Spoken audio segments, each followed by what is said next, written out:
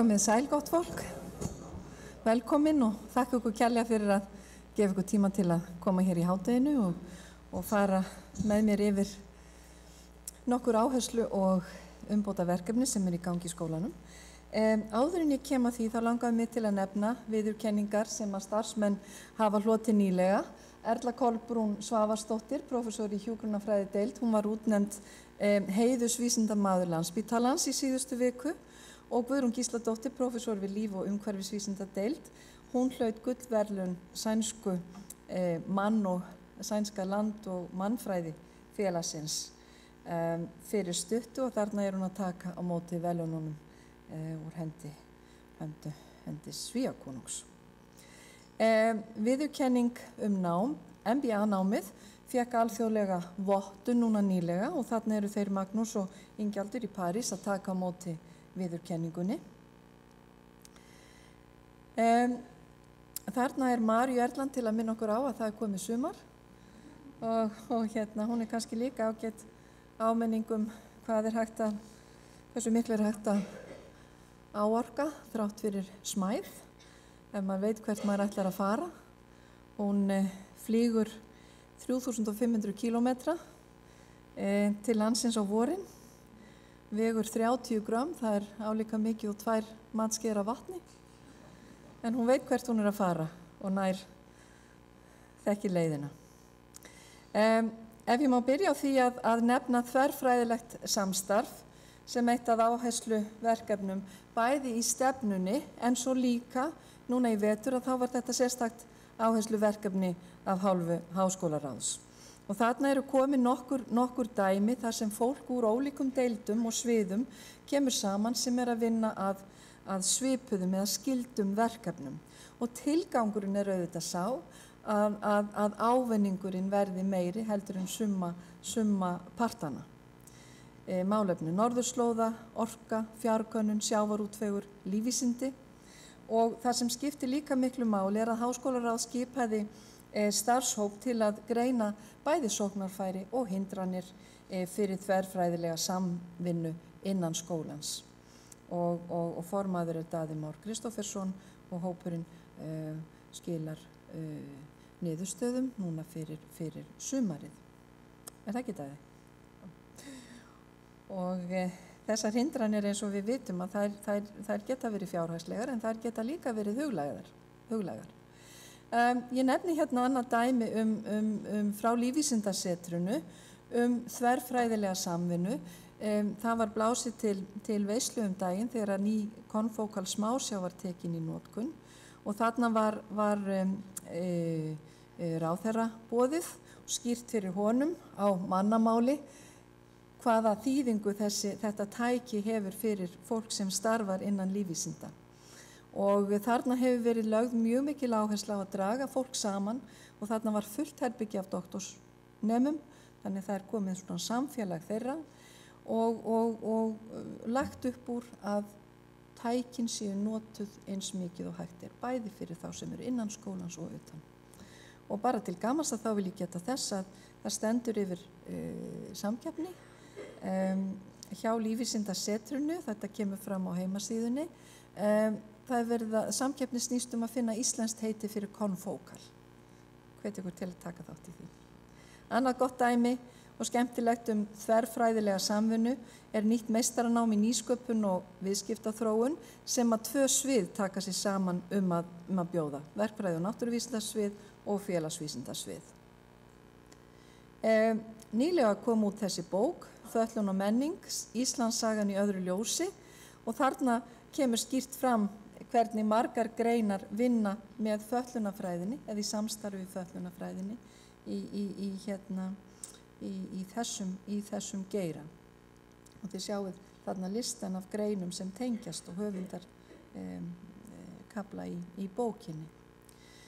Nú stúdentar vinna líka þverfræðilega og sem dæmi þarna kappakstursbíllinn sem að nemendur úr öllum deildum verkfræðinnar sem og fjölmiðlafræði og markaðsfræði og nemendur í Listaháskólanum vinna saman að og þau munu keppa á Silverstone vellinum í sumar á Bretlandi.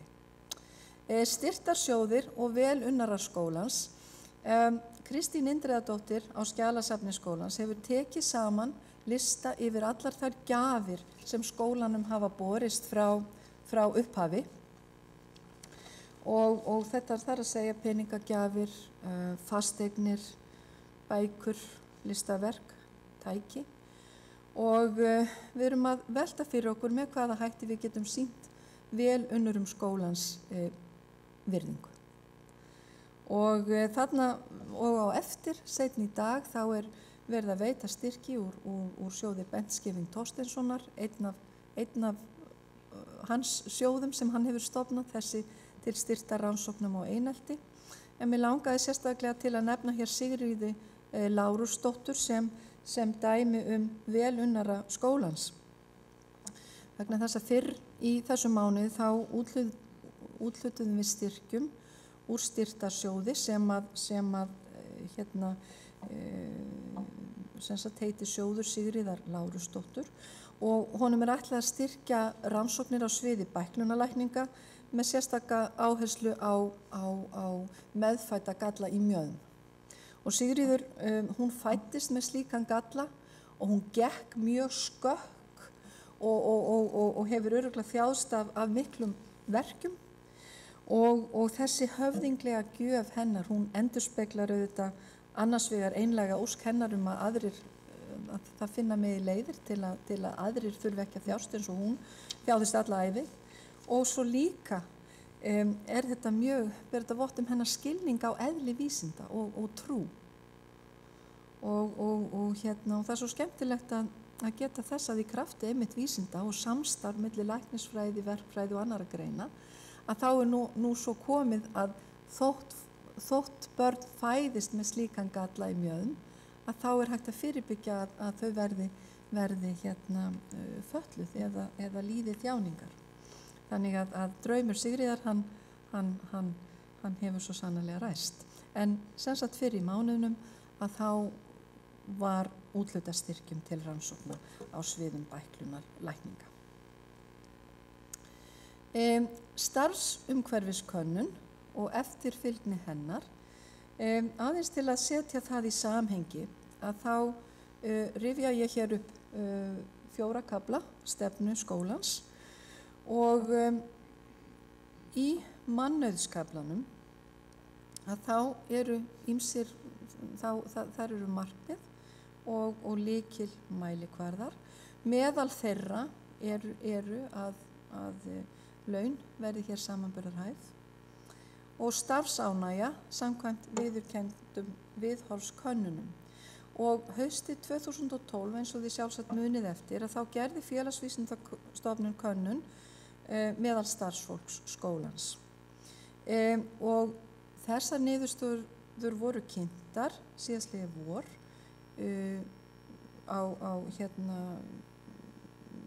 það var ítarleg kynning, það var í háskólaráði, það voru opnir fundir, stórir fundir, það voru kynningar á fræðasviðum, deildum, minni einingum og í stjórnsýslu og í kjölfar þá voru gerðar aðgerðaráætlanir úrbætur bæði á hverjum stað fyrir sig en líka fyrir skólan í heild. Framkom að 76% þeirra sem tóku þátt töldu sig vera mjög eða frekar ánægðir í starfi. Þú má segja kannski þetta sé ekkert voðalega slæm niðurstaða, sérstaklega miðað við að könnunin gerð rétt þegar 4 ár eða 5 eru liðin eftir efnahagshrun og allar þær forsendur sem við lifðum við voru brostnar.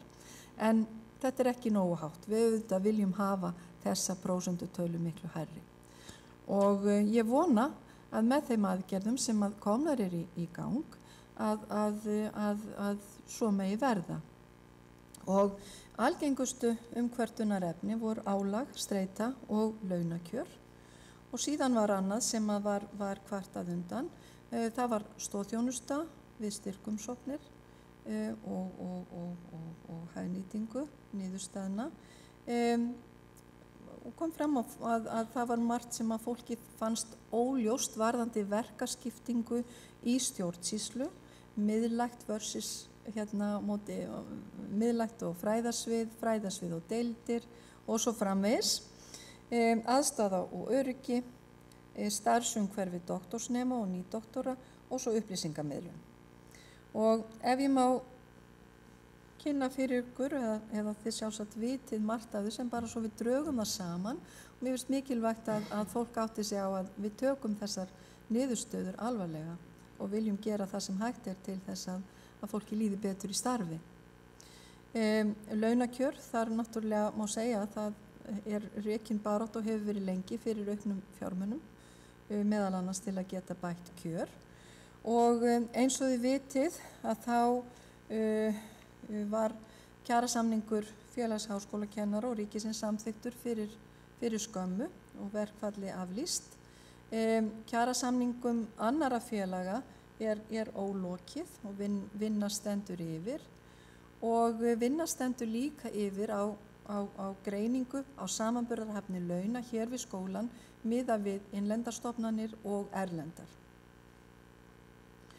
Varðandi álag og streitu, og þá hefur verið hægt að ráða fólk þar sem að álag hefur verið hvað mest, ekki tæmandi, en það allavega hefur verið hægt fyrir tilstilli Aldarafmælissjóðs að fjölga fólki þar sem að vandinn var brýnastur kannski, og líka til að styrkja innviði. Starfsmannasvið hefur staðið fyrir ýmsum námskeiðum streitu og viðbrögð, og þau hafa verið mjög vel sótt. Þau hafa verið mjög vel sótt og eftirspurn eftir fleiri slíkum námskeiðum. Það var haldinn nýlega fræðslufundur á Laugavatni fyrir starfsfólk vellíðan á vinnustað, og svo hefur verið mikið gert til þess að hvetja til aukinnar hreyfingar. Dagskrá íþróttahússins hefur verið efld, fólki býðst að gera samgöngusamninga, heilsumánuður stendur yfir, og háskólahlaupið var haldið núna 8. maí, bara í síðustu viku. Það hefur mikið verið gert, bæði miðlægt og á fræðasviðunum og deildum, til að taka betur á móti nýliðum. Þetta eitt af því sem var kvartað undan, og ýmislegt verið að gera þarna. Við erum líka búin að taka upp nýjan sið, þó að það tengist ekki beint starfsumhverfiskönnuninni, en þó tengist að mannauðsmálum innan skólans, að kveðja fyrir hönd skólans fólk sem lýkur störfum fyrir aldurssakir. Fólk hvatt með ýmsum hætti innan skólans í nær umhverfinu, en hefur ekki verið nein sérstök kveðjustund svona fyrir hönd skólans í heild. Stoðþjónusta hefur aukist verulega með endurskipulagningu á rannsóknarþjónustunni, og að rannsóknarstjórar eru komnir á öll svið, og yfirstanda samráðsfundir til þess að stjórnenda, til þess að skýra betur verkaskiptingu og hlutverkaskiptingu í stjórnsýslu. Og síðan varðandi doktorsnemana og nýdoktorana, þá hefur miðstöð framhaldsnáms elst verulega að undanförnu, og þarna sjáið þið mörg verkefni sem að miða að því að bæta starfsumhverfi doktorsnema og hjálpa þeim að mynda tengsl sín á milli. Nú síðast það upplýsingamiðlun, og þetta nokkuð sem var kvartað undan í starfsumhverfiskönnuninni og mjög oft kvartað undan. Ég tók saman að gamni eins og ég sé hvaða svona mekanisma við höfum fyrir upplýsingamiðlun og samráðsvettvang innan skólans, og ef við byrjum þarna efst að rektor og fræðasviðsforsetar hittast vikulega, og síðan hittast fræðasviðsforsetar og deildarforsetar á sviðsstjórnarfundum annaðhvort vikulega eða hálfsmánaðarlega, og síðan eru deildaráðsfundir, deildarfundir, námsbrautarfundir. Það misjafnt eftir deildum hversu reglulega þeir eru haldnir. Nú opnir fundir eins og þessir, tvisvar á misseri, háskólaráð, háskólaþing. Fundargerðir eru á netinu, og síðan hefur á undanförnum árum að þá hafa myndast teymi bæði í stjórnsýslu og þannig að fólk sem að vinnur að fjármálum til dæmis, það hittist með fjármálastjóra skólans, Jenny, reglulega og eins með önnur stjórnsýslu mál, að það myndast teymi frá öllum sviðum og miðlægt og eins með fagnefndir háskólaráðs að þær eru þannig samsettar að það einhver frá hverju sviði fyrir sig. Og svo eru fréttabréf á hverju fræðasviði og svo framvegis. En samt sem áður þá kvartar fólk undan upplýsingamiðlun og mann veltir fyrir sér hvað hægt að gera. Ég hef orðið þess áskynja að það er ekki allstaðar þar sem að deildarfundir eru haldnir reglulega og þetta eru auðvitað lykilfundir þar sem að fólk hittist úr nærumhverfi og getur fjallað málefni sem að skipta skólan máli og mjög auðvelt að koma bæði fyrirspurnum og ábendingum og sjónarmiðum á framfæri. Þannig að þar sem þetta ekki í lagi, það þarf að laga. Ég hvet eindregið til þess. Þetta eru gríðarlega mikilvægt. Eins ef þið hafið tillögur hvernig við getum bætt þetta, að þá endilega koma þeim á framfæri. Ég held kannski, ég er búin að hugsa mikið þetta og ég held kannski að við séum með strúktúrarnir eru þarna. Við eigum að geta haft upplýsingaflæði gott í skólanum, en það kannski vantar vantar kannski þennan mannlega þátt. Við hvetjum fólk til að leita upplýsingar, við gerum meira því að hittast bæði í nærumhverfi og í stærri heildum og ég viðurkenni það fúslega. Ég hef verið óðurlega ströng á buddunni núna eftir efnahagshrunið varðandi það að halda samkomur fyrir starfsfólk. Og nú ætla ég bæta úr því með því að bjóða til vorfagnaðar á morgun og ég vonaði noti tækifærið og komið. Þetta alveg einstakt tækifæri til að hitta skemmtilegt fólk. Ég hugsa sér ekki víða þar sem að mannauðurinn svona ríkur eins og hér. En allt þetta skiptir máli og sko maður getur sagt að tæknin gerir það verkum að fólk á að geta fundið þær upplýsingar sem það þarf, en ef fólk upplifir það sem svo að það sé ekki virkur þáttakandi í sínu umhverfi, fái ekki upplýsingar, þá verðum við að gera eitthvað til þess að láta tæknina og þessa mekanisma sem við höfum að virka.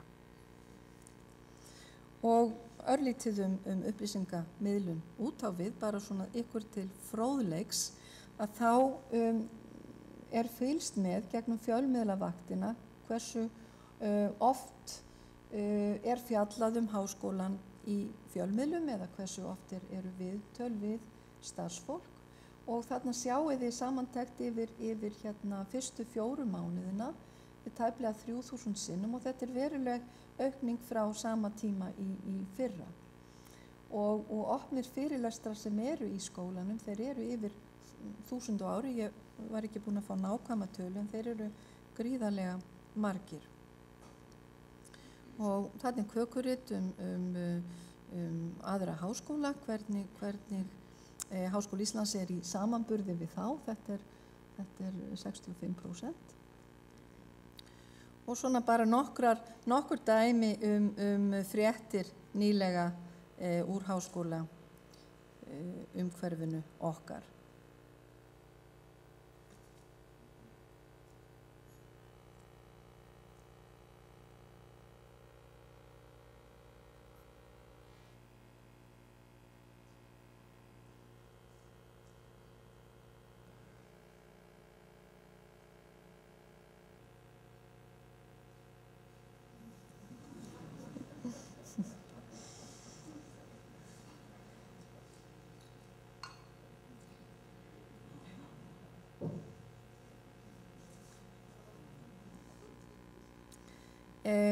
Nýjar ráðningar, ég nefndi áðan að það hafi verið hægt að ráða nýtt fólk þar sem að þörfin var brýn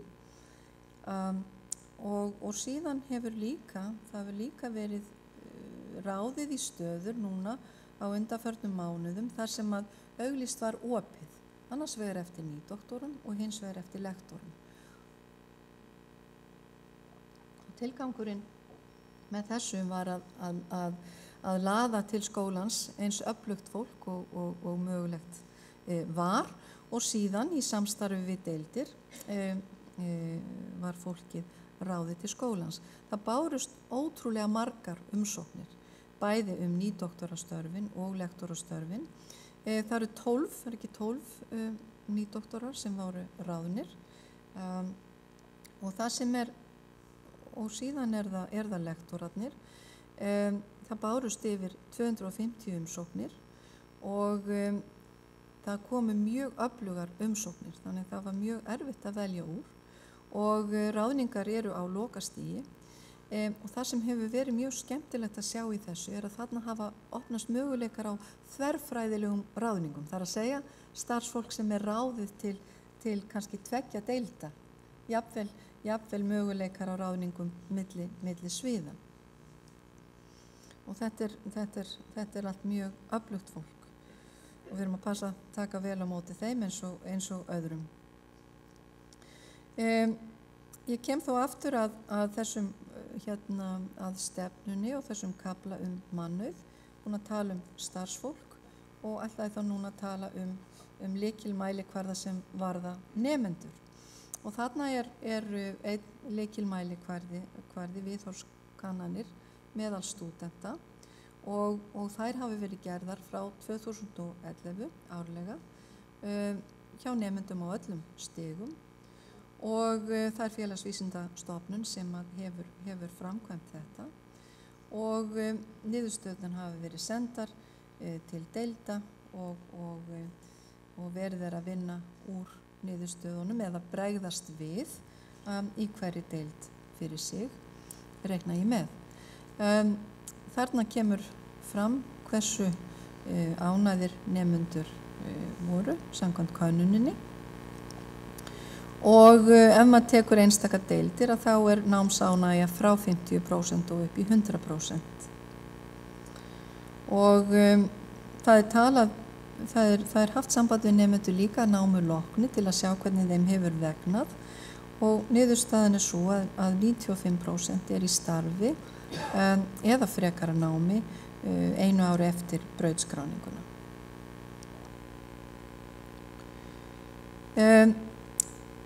Þarna er eitt áhersluverkefni til viðbótar, gæðaúttektir og eftirfylgni með þeim. Skólinn er rúmlega hálfnaður varðandi sjálfsmat deilda. Þið munið að þetta það var stjórnvöld stofnuðu gæðaráð íslenskra háskóla fyrir nokkrum árum síðan, og okkur er ætlað að fylgja gæðamati sem er skilgreint að gæðaráðinu. Þetta eru erlendir sérfræðingar, og þetta er svona 5 ára hjól, og þar sem að hver deild fer í sjálfsmat og síðan skólinn í heild. Og við erum svona rúmlega hálfnuð með deildir og þverfræðilegar einingar, og það eru margar deildir og einingar sem búin eru með vinnuna komin að því að gera aðgerðaráætlanir og fylgja þeim eftir. Þannig að þetta er mjög mikil áhersla lögð á að nota þetta til þess að róta upp því sem þarf að laga. Og við héldum nýlega samráðsfund á Laugavatni þar sem verið var að skiptast á skoðunum og reynslu eftir þetta kerfi, og margt mjög gagnlegt sem þar kom fram. Við erum að gera mikið átak í að bæta tölulegar upplýsingar, bæði hvaða upplýsingum er safnað og hvernig lesið er úr þeim, og svo framvegis. Úttekt á skólanum í heild, það fer fram næsta vetur, og sjálfsmatsvinna er farin af stað, og það muni liggja fyrir drög í haust sem við munum ræða á háskólaþingi og víðar í samfélaginu, og þessu þarf að skila í lok október. Það er önnur úttekt sem er í gangi, og það er árangur af sameiningu kennaraháskólans og háskólans og stöðu kennaramenntunar, og við gerum ráð fyrir já, það hann aðeins dottið út einhverju stafir hjá mér, sjálfsmatsskýrslu verði skila núna í vor, ekki satt, vor eða haust. Ég alveg að vera búin, frammi býður brauð og vatn. Aðgangspróf, þetta auðvitað stórt verkefni í skólanum þessa mundir og í samvinnu við námsmatsstofnun þá hefur verið unnið að þróun þessara prófa frá 2012 og þarna verið að bregðast við, já, miklu brottfall í rauninni og þarna hafa verið notaðar erlendar fyrirmyndir en þó prófið þróað sérstaklega. Hagfræðideild byrjaði með slíkt próf 2012 og þykir hafa gefist vel. Það koma færri nemendur en þeir eru sterkari og eða betur undirbúnir og það miklu minna brottfall. Lagadeild, fyrsta próf, inntökupróf hjá þeim, fer fram eða aðgangspróf núna 13. júní. Hjúkrunarfræðideild hefur ákveðið að taka þetta upp á næsta ári og það verið að ræða þetta í ýmsum öðrum deildum sem að væntanlega munu taka ákvörðun á næstunni. Það mjög mikill kostnaður sem fylgir þróun þessara prófa og mikilvægt að deildir sem að ræða þetta, ræði þetta til niðurstöðu núna sem allra fyrst.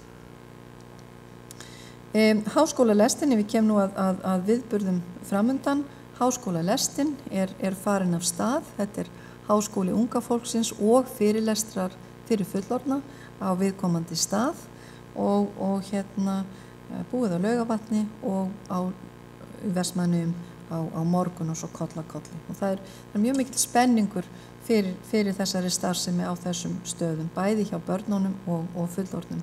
Og þetta í rauninni, þetta verkefni hluti af framlagi Íslands á formennsku árinu í norrænu ráðherranefndinni.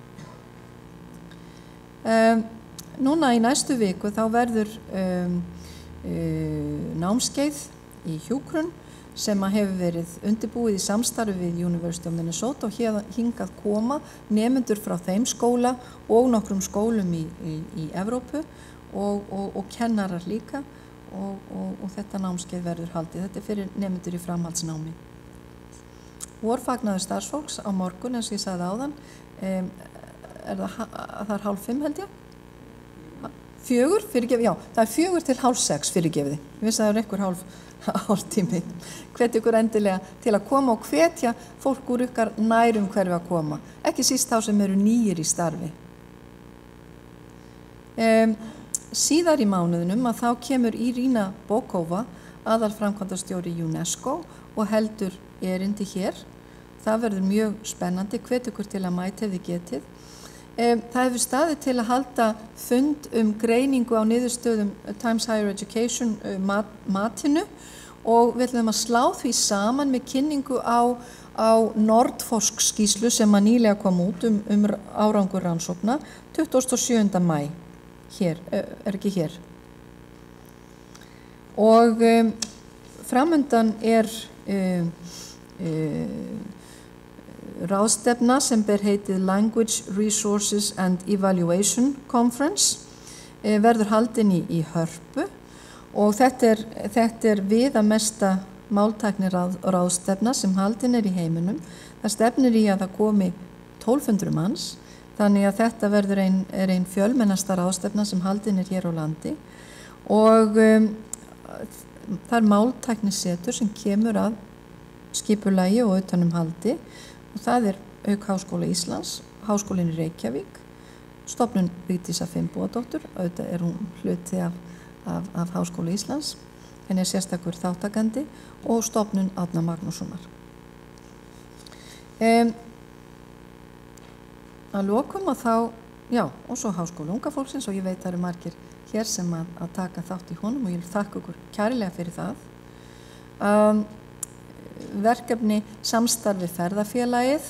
Ég þakka líka ykkur sem hafi tekið að ykkur að vera leiðsögumenn í þessu verkefni og það skordýraskoðun 12. júní næst í þeirri röð. Afreks- og hvatningarsjóður stúdenta, þar að segja stúdentar sem að koma inn í skólan 18. júní, sem hafa staðið sér sérlega vel í framhaldsskóla og svo brautskráning 21. og 21. júní. Og þá síðasti punkturinn hjá mér á glærunum, það átak menntavísindasviðs áhrif kennara á samfélagið. Þetta auðvitað liður í að laða nemendur í kennaranám og skýra mikilvægi. Kemur píla í öfugátt. Á ég þetta henni? Á myndina honum. Já. Ég hef átt mjög marga kennara á mörgum skólastigum og ég á mínar minningar frá þeim öllum. Ég hef svona í seinni tíð verið að gera upp hvernig það var fyrir þá að kenna mér og vinum mínum. Ég held að það hafi verið dálítið verkefni og mjög ótengt námskráni, bara höndla okkur og óstýri læti og athyglisýkina í okkur. En ég man mjög vel eftir íslensku kennara sem var mjög flink við að finna frumlegar leiðir fyrir okkur til að leysa ýmis verkefni. Hún lét alla nemendur yfir veturinn lesa ljóð í íslensku tíma og hvatt okkur síðan alltaf líka til að ef þið viljið þá megið þið semja ykkar eigin ljóð. Þannig ég gerði það og samti grínljóð og var óalega mikill töffari að flytja það og allt í djóki En ég fekk rosa fín viðbrögð við því og lét eins og það væri náttúrulega bara eðlilegasti hlutur í heimi. En þetta var alveg stór merkilegur hlutur fyrir mig og ég gleymi aldrei, þessi kennari, hún hélt svo mikið með því að ég hefði gert þetta. Hún fór og las ljóði fyrir alla kennaran á kennarastofunni og þeir voru svona rósamanni á ganginum og maður fór hjá sér og þetta man ég rosalega vel því að þetta aldur þar sem að eitthvað svona jákvætt og einhver hvatning getur skilað sér svo margfalt tilbaka seinna. Og ég held að það sé kannski það sem dýrmætast við að vera kennari. Eftir kannski 10-20 ár þá ertu búinn að kenna mörg hundruð manns og það alveg bara mjög margir sem kannski þegar þeir bara hugsa það segja já. Þessi mannski hafði bara svakalega jákvæð áhrif á mig.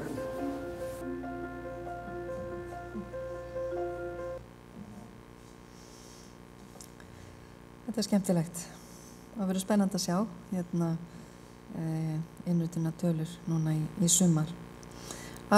Ég hef ekki talað fjármál sem mjög óvenjulegt af því yfirleitt eru þau svona kannski efst á baugi á þessum fundum en þetta svona lognið og undan stormunum get ég sagt ykkur vegna þess að framundan mikil vinna varandi fjármálin og við erum að fara inn í mjög mikilvægan fasa, viðræður við 3 ráðuneyti og Alþingi að ná tekjum okkar upp í OECD meðaltalið og það eins og með Maríu Erluna sem þið sáu þarna í upphafi.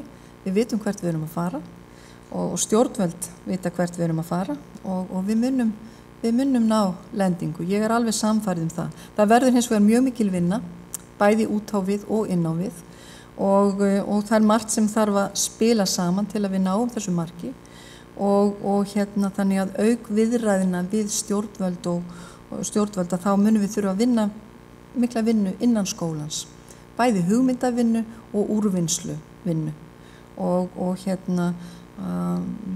mun mjög gjarnan vilja ræða það við ykkur síðar. En ég þakka ykkur kærlega fyrir komuna og býð upp á fyrir hönd skólans vatn og brauð.